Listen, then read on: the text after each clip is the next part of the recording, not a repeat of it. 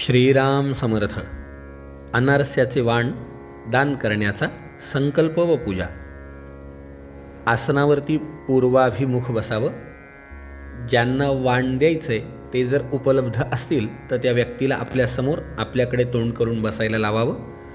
दोघांच्या मध्ये दान करण्याच्या पात्रात भांड्यात 33 अनारसे घ्यावे.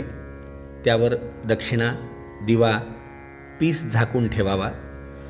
पूजेला हळद, कुंकू, अक्षत, फूल, नैवेद्याला साखर घ्यावी. वाणासमोर रांगोळी काढावी.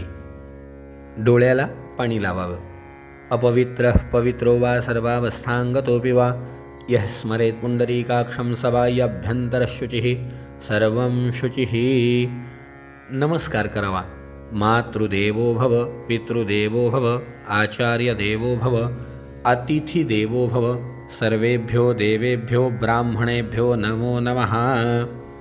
हातामध्ये पाणी घ्यावं. त्यामध्ये अक्षत टाकावी.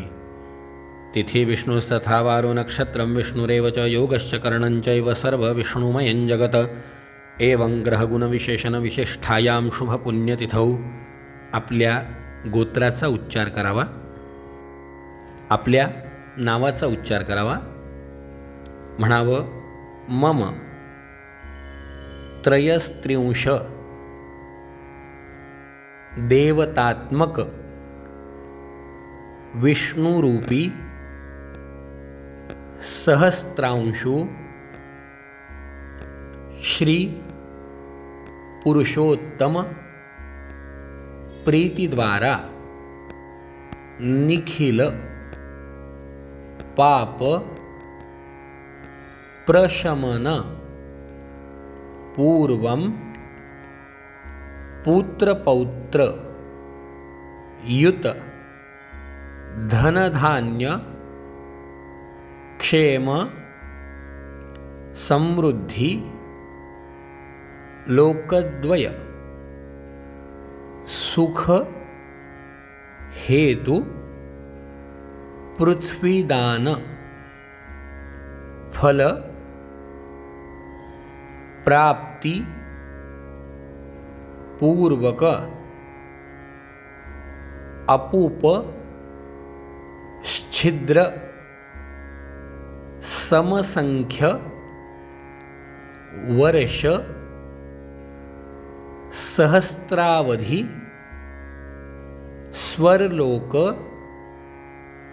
निवासादि कल्पोक्त फल प्राप्त्यर्थम मलमास प्रयुक्तम अपुपदानम करिष्ये. हातातलं पाणी तामणामध्ये सोडून द्या. आता समोर ठेवलेलं जे वाण आहे त्याला हळदी कुंकू वाहा, फूल वाहा. त्याच्यावर थोडी साखर ठेवून नैवेद्य दाखवा. कृष्णाय वासुदेवाय हरये परमात्मने प्रणतक्लेशनाशाय गोविंदाय नमो नमः. आता ते झाकलेलं वाण उचला. शक्य असेल तर ओटीचा पदर त्याला लावा आणि म्हणा, विष्णू स्वरूपिणे देवाय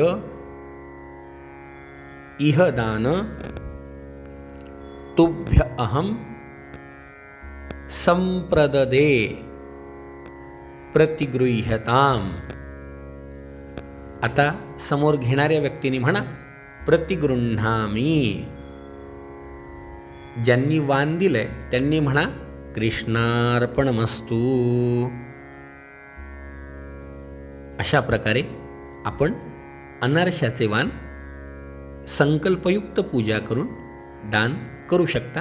कोणत्याही दिवशी जेवणाच्या आधी शक्यतोवर दान करावं. भगवंताच्या प्रीत्यर्थ अर्पण करावं. यापेक्षाही आणखीन वेगवेगळे दानं कशा प्रकारे संकल्पयुक्त दान करायचं पुढच्या भागात बघू. आपल्या आप्तेष्टांनाही जरूर कळवा. जय जय रघुवीर समर्थ.